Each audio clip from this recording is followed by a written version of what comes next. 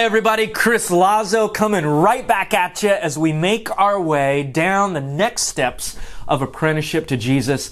Today we are on number 6, getting towards the end, and number 6 is giving.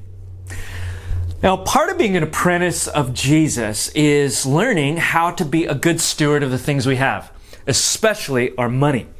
Jesus spoke quite frequently about money. 16 of the 38 parables that he gave were concerned with how to handle money and our possessions.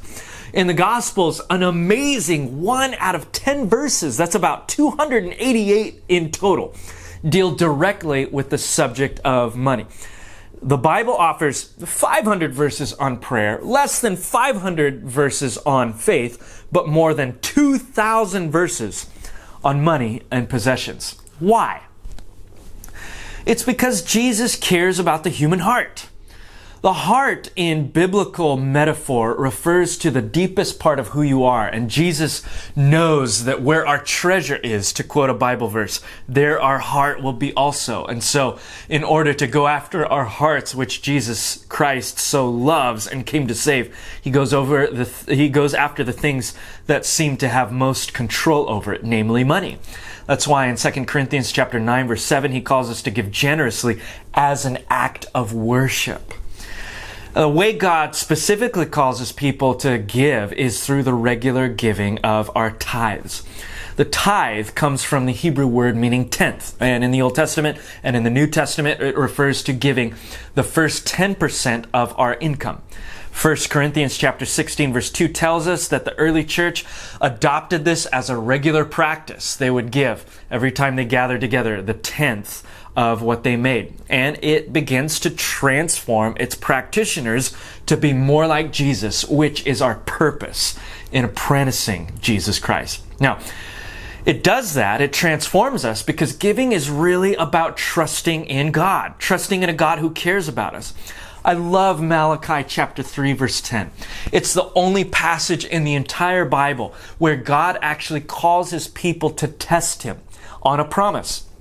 And in it, he says, "Test me and see. As you gather the tithes into the storehouse, test and see if I will not pour out a blessing.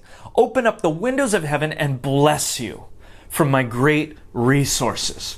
God tells us that as we trust him with our income, if we trust him with our first fruits of what we make, he will pour out a blessing and take care of us. Now, if you are a part of reality, I want to invite you, if you've never done this before, into this life-giving practice. We've made it easy to worship in this way. You can adopt push pay if that's your thing.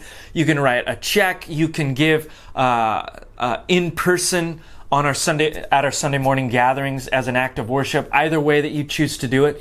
I want to invite you into a life-giving practice of giving the very best you have to a God who promises to bless and to take care of his people. And we do this not to try to squeeze his arm and get something from him, but because we trust him with everything. And our posture as believers is, everything that we have is yours already, God. I'm going to trust you with the very best I have. And I know that you will take what I have and use it for the furtherance of your kingdom, and you will also care for me in so doing. See, as you step out in faith and give of your tithes and offerings, see how God will use it to build your faith, your love, and your joy. And also how he ends up caring for your every need. As we trust God, he cares for us.